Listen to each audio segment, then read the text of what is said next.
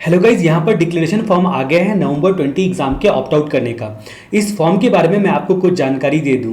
यहाँ पर 4 इन्फॉर्मेशन शुरू में रिक्वायर्ड है। आपका नाम फिल करना है, आपके पिता का नाम फिल करना है, आपका date of birth registration number fill करना है। उसके अलावा आपको अपना एडमिट कार्ड में से रोल नंबर देखना है। जी हाँ, अगर आपने नवंबर 20 का फॉर्म डाला था तभी ये ऑप्ट आउट का स्कीम आपके लिए एप्लीकेबल है।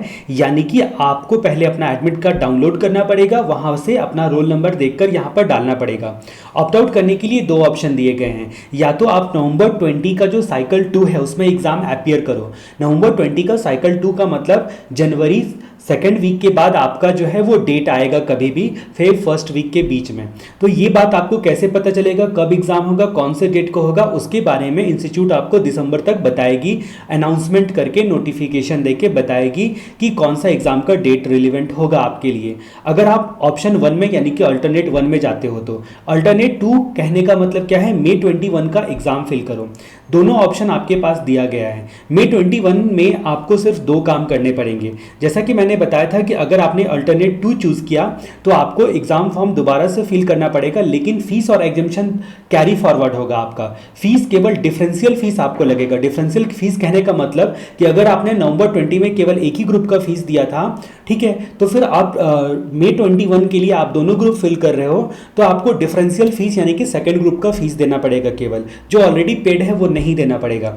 दूसरा मतलब है कि अगर फीस कुछ इंक्रीज करता है तो वो डिफरेंशियल फीस आपको देना पड़ेगा। यानी कि May 21 में फॉर्म भरना पड़ेगा और डिफरेंशियल फीस का पेमेंट करना पड़ेगा, ठीक है। लेकिन जो एग्जिस्टिंग फीस आपने पेड कर रखा है वो कैरी फॉरवर्ड होगा, एग्जामिशन कैरी फॉरवर्ड होगा और अटेम्प्ट काउंट नहीं होगा। लेकिन अल्टरनेट अगर 1 आप चूज करते हो तो केवल ये डिक्लेरेशन फॉर्म डालना काफी है। केवल ये डिक्लेरेशन फॉर्म डालना काफी है। इस डिक्लेरेशन फॉर्म में 3 ऑप्शन दिए गए हैं जो कि आपको चूज करना रहेगा। इनमें से कोई एक ऑप्शन चूज करना रहेगा। अब ये कौन कौन से 3 ऑप्शन दिए गए हैं जरा इसके बारे में मैं आपको बता दूं। यहां पर पहला ऑप्शन दिया गया है कि अगर आप डिक्लेरेशन यहां पर देते कोविड-19 पॉजिटिव हो, स्टूडेंट अगर कोविड-19 पॉजिटिव है या फिर स्टूडेंट के को कुछ सिम्टम्स नज़र आते हैं कोविड-19 के, ठीक है, जैसे कि बुखार आना, खांसी होना, हांफना, थकान महसूस होना।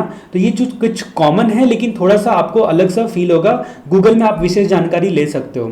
तो कोविड-19 पॉजिटिव है या फिर जो है वो सिम्टम्स है कोविड-19 का। उसके बाद जहाँ तक बात करते हैं कि दूसरा बताया गया कि फैमिली मेंबर को कोविड-19 पॉजिटिव है, ठीक है। यहां पर साफ लिखा हुआ है कि माय फैमिली मेंबर जिसके साथ मैं रहता हूं, वो फैमिली मेंबर जिसके साथ मैं रहता हूं, स्टूडेंट डिक्लेयर करेगा कि उसको कोविड-19 पॉजिटिव है till the conclusion of exam, या हो गया है, या फिर आप जो है ग्रुप कंक्लूड करने से पहले यानी कि एक ग्रुप के सारे पेपर देने से पहले आपके फैमिली मेंबर कोई कोविड-19 पॉजिटिव हो गया। तो फैमिली मेंबर के लिए सिम्टम्स नहीं लिखा हुआ है, फैमिली मेंबर के लिए कंफर्म लिखा हुआ है कोविड-19 पॉजिटिव है। तो लेकिन क्या आपसे इंस्टीट्यूट इस बात का मेडिकल सर्टिफिकेट मांगेगी कि आप पॉजिटिव हो या उसके सिम्टम्स है आप में, या फिर किसी फैमिली मेंबर को कोविड-19 है? तो ऐसा अभी तक इंस्टीट्यूट ने कहीं नहीं बोला कि वो मेडिकल सर्टिफिकेट देखेगी, ठीक है। तीसरा जो चूज कर सकते हो आप, अगर आपका जो एग्जाम एरिया है वहां पर सेंट्रल गवर्नमेंट, स्टेट गवर्नमेंट या लोकल अथॉरिटी में से किसी ने भी अगर उस एग्जाम एरिया को आपके कंटेनमेंट जोन डिक्लेयर कर रखा है तो उस सिचुएशन में आप ये ऑप्ट आउट कर सकते हो, ठीक है। उसके बाद कुछ सिग्नेचर्स, उसके बाद डेट, प्लेस, जो बेसिक जानकारियां होती हैं, ये फॉर्म फिल करना है आपको। उसके बाद जो है ICAI के ICAIexam.ICAI.org वाले साइट पर जो है अपलोड करना है अकॉर्डिंगली अपना लॉगिन करके, ठीक है। अब यहां पर एक विशेष बात मैं यहां पर बताता हूं आपको। ये जो अनाउंसमेंट बताया गया है उसमें सबसे खास बात यह है कि आप जो हैं यहां पर कोई भी मेडिकल सर्टिफिकेट देने की जरूरत नहीं है। स्टूडेंट को सिम्टम्स भी है तभी भी ये ऑप्शन चूज कर सकता है, ठीक है। ये बात आपने देखी, स्टूडेंट को सिम्टम्स भी है तभी भी स्टूडेंट ये ऑप्शन चूज कर सकता है। तो अब यहां पर कुछ कंफ्यूजन भी हो जाता है, तो ये कंफ्यूजन को इंस्टीट्यूट ने क्लियर करने की कोशिश करी है।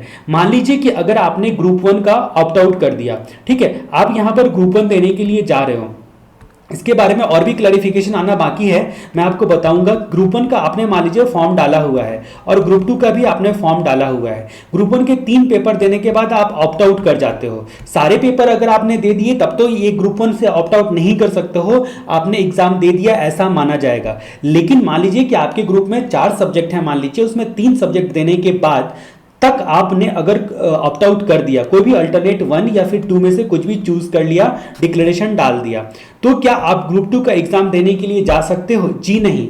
यहां पर क्लियर है कि आपको डिक्लेरेशन फॉर्म में 2 ही ऑप्शन बताए गए हैं। आप अगर गौर से देखोगे तो डिक्लेरेशन फॉर्म में आपके पास कितने ऑप्शन बताए गए हैं? 2 ऑप्शन बताए गए हैं। या तो आप अल्टरनेट 1 चूज करो या अल्टरनेट 2 चूज करो, यानी कि या तो आप मे साइकिल में जाओ, ठीक है, या फिर मे 21 साइकिल में जाओ, या फिर नवंबर 20 का साइकिल 2 में एग्जाम दो, ठीक है, ये वाला ऑप्शन चूज करो या फिर ये ऑप्शन चूज करो।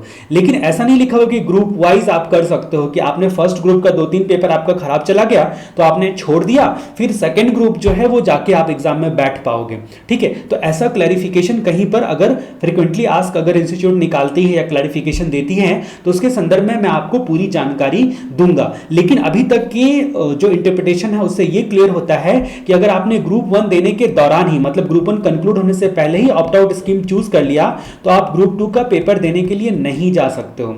फिर जहां तक हम लोग बात करते हैं कि अगर एक बात और आती है यहां पर, ये क्या आती है कि अगर आपने जो है वो ग्रुप 2 का पेपर आप अपीयर कर रहे हो, ग्रुप 2 का पेपर आप अपीयर कर रहे हो, उस दौरान जो है 1-2 पेपर देने के बाद अगर आप ऑप्ट आउट कर जाते हो तो फिर अल्टरनेट 1 अल्टरनेट 2 आप ग्रुप 2 के लिए चूज कर सकते हो। अगर आपने उसी दौरान पहले से ग्रुप 1 दे रखा है, ग्रुप 1 के सारे सब्जेक्ट आपने अपीयर कर लिए हैं, फिर ग्रुप 2 देने के दौरान आप ऑप्ट आउट करते हो तो अगली बार आप जो है ग्रुप 1 नहीं स्कीम में काउंट नहीं होगा, स्कीम में काउंट नहीं होगा। अगर आपका रिजल्ट खराब हो जाता है या किसी कारण से आप ग्रुप 1 नेक्स्ट टाइम देते हो तो वो बात अलग है, पर स्कीम के थ्रू नहीं जा सकते हो।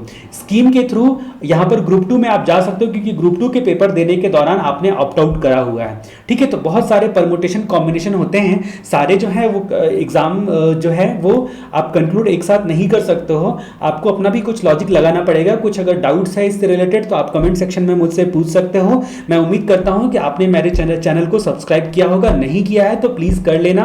उसके बाद मैं एक दो चीजें और बताना चाहूं कि अगर पॉसिबल हो तो ये ऑप्ट आउट स्कीम जो है वो मत लो।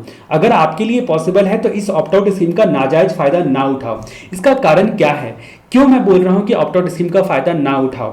अगर नाजायज फायदा ना उठाओ, जायज फायदा उठाओ। अगर आपको रियली में कोविड-19 है या सिम्टम्स है या आपके फैमिली मेंबर को हो जाता है एग्जाम के दौरान या पॉजिटिव पाए गए हैं, तो उस परिस्थिति में आप दूसरे बच्चों के लाइफ के साथ या दूसरे बच्चों को बीमारी फैलाओ, ये अच्छी बात नहीं है, ये एथिक्स के खिलाफ है, ये आपकी नैतिकता के खिलाफ है। लेकिन अगर मान लीजिए कि अगर आप अगर ये सोच रहे हो कि आपकी प्रिपरेशन अच्छी नहीं है, आप कॉन्फिडेंट महसूस नहीं कर रहे हो, तो ये सबको मत होने दो, क्योंकि आपके पास थोड़ा टाइम है। एग्जाम लास्ट मोमेंट तक आप प्रिपरेशन करो, एकदम जम के पढ़ाई करो और एग्जाम में अपीयर करो।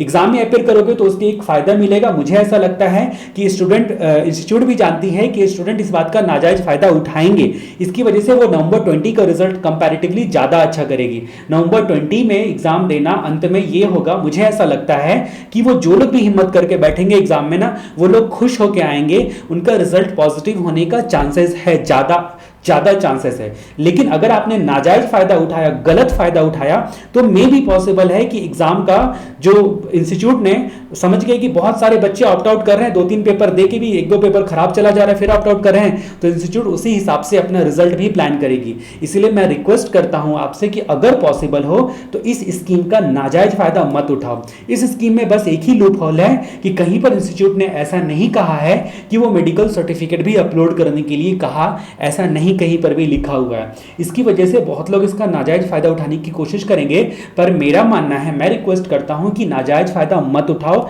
एक्सेप्ट अगर रियली में कोविड-19 के शिकार हो या फिर सिम्टम्स है तो फिर बात अलग है। ठीक है, इसी के साथ ये वीडियो मैं कंप्लीट करता हूं। जय राम जी की।